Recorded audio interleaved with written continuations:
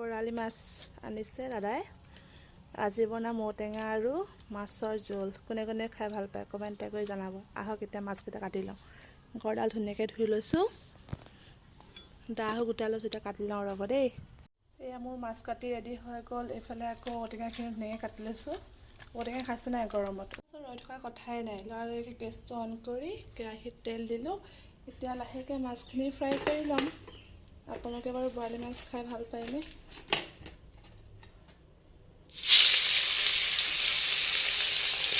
মাছখিনি ৰঙাকৈ ভাজি ল'লোঁ। এতিয়া ঔটেঙাখিনি বনাওঁ আহক। সেইখিনি তেল ৰৈ গৈছিল, তাতে পাঁচফোৰণ কেইটামান দিছোঁ।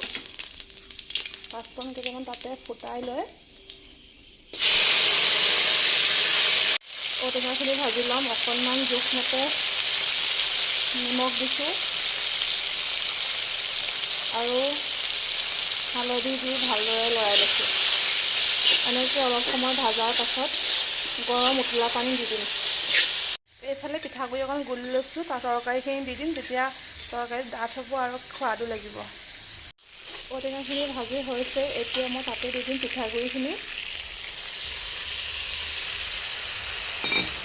তাৰপিছত আকৌ ভালদৰে লৰাই ল'ম।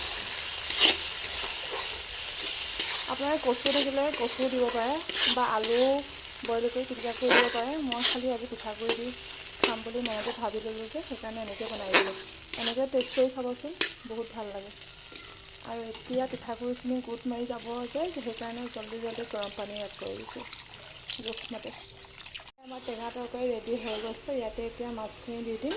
তাৰপিছত ভালকৈ উতল অহাৰ পিছত আমাৰ তৰকাৰী ৰেডি হৈ যাব। গোন্ধটো যে ইমান ধুনীয়া লাগিছে নহয়, গোন্ধটোতে খাওঁ খাওঁ লাগিছে। এনেকৈ এদিন বনাই ট্ৰাই কৰি চাব দেই।